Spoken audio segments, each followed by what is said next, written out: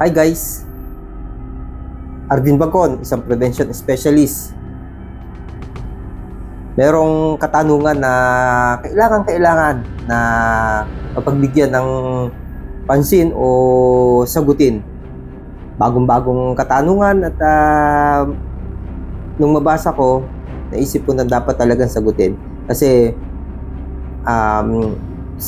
yung tema ng question niya, maraming naguguluhan at nag-iisip kung ano ba talaga nangyayari sa taong may sakit na GERD.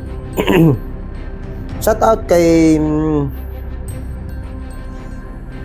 Juven JB de la Reina 2012. Ano ibig sabihin ng number? Ito yung tanong niya. Idol sir, bumalik pa ba yung anxiety acid mo pag nasusobrahan sa pagkain mga bawal?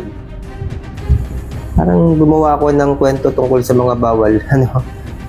Yan.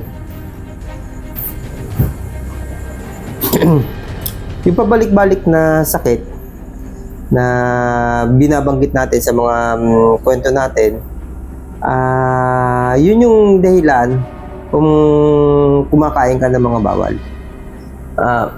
Ganito kasi yun. Yung sakit natin, nanggaling yan o ang naging trigger niyan, yung mga bawal. Number 1 na bawal, yung mga bagong pagkain natin.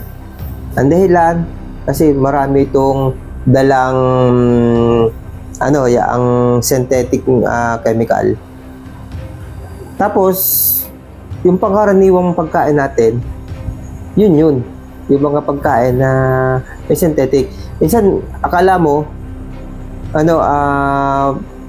pwede mong kainin kasi masustansya yung pagkain. Sa tingin mo, masustansya yung pagkain, pero nag-iisip ka, lahat ba ng pagkain talaga ay nagiging trigger na sa akin? Kasi, kala ko, sabi ni Sir Arvin, masustansya yung pagkain ay makakatulong sa pagpapagaling ng lahat ng karamdaman, kabilang dito yung GERD. Pero bakit nagiging trigger sa akin itong sa tingin ko naman ay masustansyang pagkain? Isang question ng mga kasamahan natin na wala na ba tayong pwedeng kainin? Lahat na lang ba ng pagkain trigger sa akin? Ayun, mga kaibigan. Sir, pangalan sir? Si Sir Juven, Sir Juven. Yun yung tanong at tanong mo na sinagot ko. Ako bilang isang nagkasakit ng GERD, bilang naka-recover, automatic, basta kumain ako ng bawal, magkakaroon ako ng, hindi man bumalik yung sakit, kasi nga, nakokontrol ko,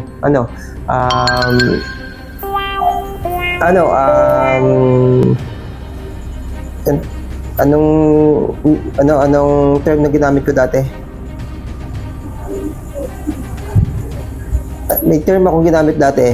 Ang acid reflux ay reaction, yun. Kapag yung bawal na sinasabi ni Sir Juven ay kinain, halimbawa, isang pagkain na talagang malaki, halimbawa,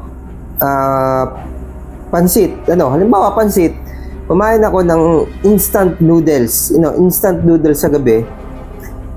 Magaling na ako sa sakit na GERD, pero kumain ako ng instant noodles, hindi naman agad-agad o madalas na maramdaman ko yung reaction. Pag sinabing reaction, mag-a-acidic. Hindi agad-agad, pero pag palagi akong ginawa yon, automatic mag-a-acidic ako. Kasi reaction siya ng katawan. Bakit hindi agad-agad? Kasi nga, malakas pa yung resistensya ko. Kaya pang lumaban ng katawan ko, yung aking immune system, yung aking sistema ng katawan, kaya pang labanan yung mga pagkain ganito. Ngayon, kailan magiging acidic ulit ako? Ano? Kapag palagi akong ginagawa yun, ang tawag doon pag-abuso. Ano? Inaabuso ko na ulit yung katawan ko, syempre, ang reaction noon, babalik yung problema. Ano? Yun nga yung sinasabi ko na kailangan maging preventive tayo. Kasi once na, ano kasi ito, ugali na ito ng mga Pilipino, na kapag sa tingin nila, okay na yung karamdaman nila, okay na yung katawan nila sa mga karamdaman, balik na ulit sa normal. Anong ibig sabihin na balik sa normal? Kung ano yung kinagawian nila na gawain ng katawan nila, yun ulit. Kung may bisyo sila, balik sa bisyo. Ano yan? Minsan nga, di ba sinabi ko na kahit ako naging ugali ko din dati na ang katwiran ko may gamot naman. Ano? Yun nga, sabi ko as a prevention specialist, hindi naman pa pwede na yung may gamot naman. Kasi, may side effect yung gamot. Synthetic yan. Anxiety. Tinatanong natin, di ba, dalawa ang tanong ni Sir, di ba, anxiety at saka acid. Yung acid, kapag lumabas yan, automatic, magkakaroon ng reaksyon, lalabas yung anxiety. Ang anxiety, ito po ay chronic. Ang GERD po, chronic din po. Gumawa ko ng vlog about sa chronic. At pinaliwanag natin doon yung chronic, i-research natin, pinakita ko sa inyo yung research na chronic talaga siya. Ang anxiety po, chronic din siya. Hindi din po siya gumagaling. Kapag nagkaroon ng trauma ulit ang katawan mo, halimbawa, nagkaroon ng sakit, katulad ng acid, magkakaroon ng reaksyon, matatakot ulit yung katawan mo.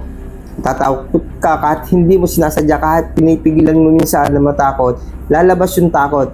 Ang nangyayari lang, yung control na ginagawa natin, pinipigil natin, dahil alam na natin na natatakot tayo, nakakagawa tayo ng ibang way para may ilihis natin yung ating iniisip para hindi dumiretso sa mas mabigat na problema ng takot na meron tayo. Magkakaroon kasi tayo ng panic attack kung tuloy-tuloy. Nilalabanan natin yung ating isipan para doon sa takot na nararanasan natin. Yun lang naman yung ginagawa natin. Yun, Sir Joven, normal po sa atin, may sakit ka man o wala na GERD, kapag pinagpatuloy mo, ang pagkain ng mga bawal, normal, kalimitan naman, yung mga bisyo, yung mga makabagong pagkain, po talaga, yan po ang pinanggagalingan ng lahat ng karamdaman. At sinabi ko nga rin sa mga video na ginagawa ko, lahat ng karamdaman natin, halos lahat, yan po ay chronic. Inaalagaan na lang po natin ang ating katawan laban sa pabalik-balik ng karamdaman. Kasi yun at yun din. Ang nangyayari doon sa iba, nagme-maintenance ng gamot.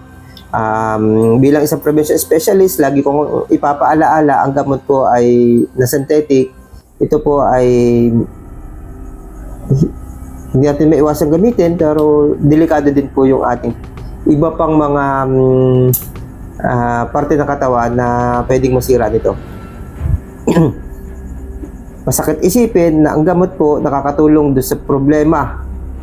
Kung ano yung pinaggagamutan niya, yung sintomas. Pero may dala din ito, kaakibat din ito na problema sa ibang parte ng katawan mo, sa ibang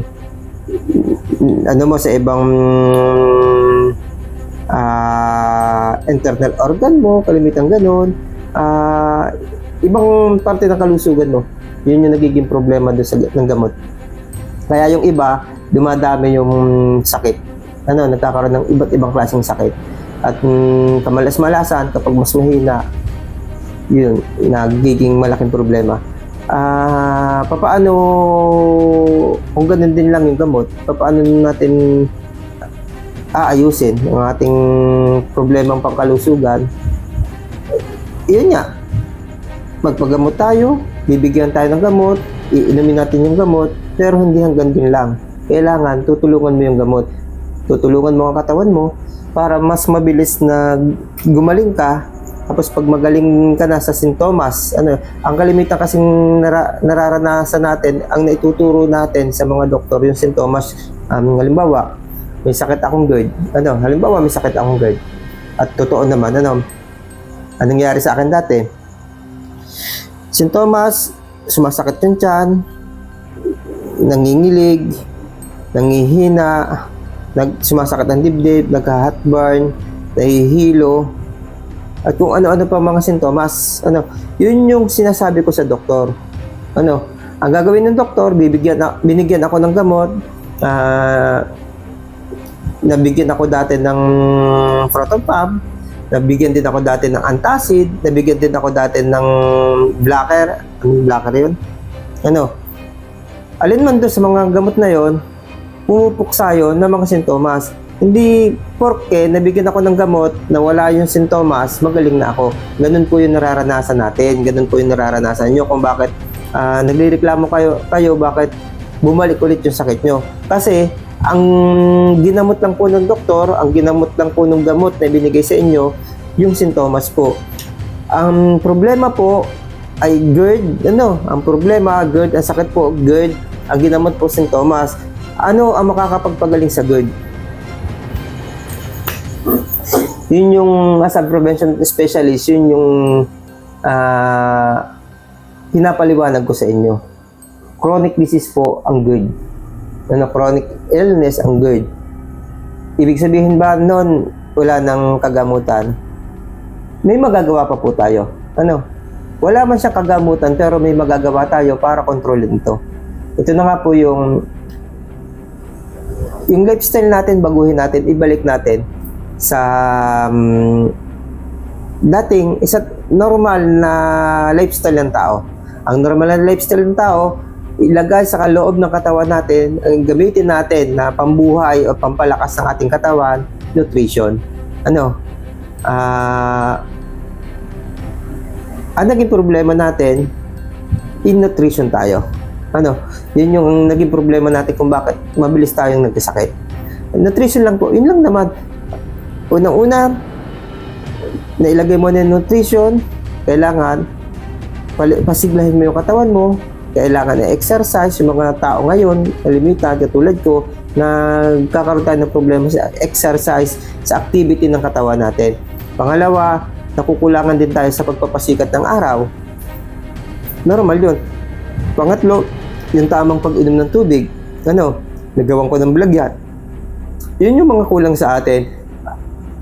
At ang iba pa, ang kailangan pa rin natin, yung tamang paglilinis ng katawan, kasi madumi yung katawan natin dahil nga doon sa mga pang-araw-araw na ginagawa natin.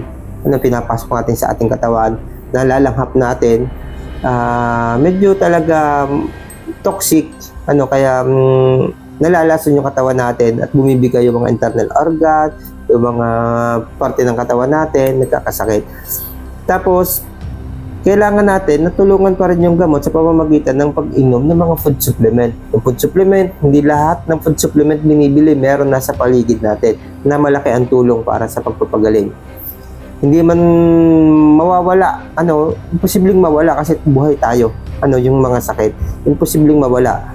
Dadating at dadating yan kapag mahina yung resistensya mo. Pero kapag malakas yung resistensya mo, malakas yung panlaban ng katawan mo. Tandaan natin, hindi gamot ang nagpapagaling sa ating katawan. Ang mismong katawan natin na nagpapagaling sa mga karamdaman natin. Yun lang mga idol, mga kaibigan. God bless you.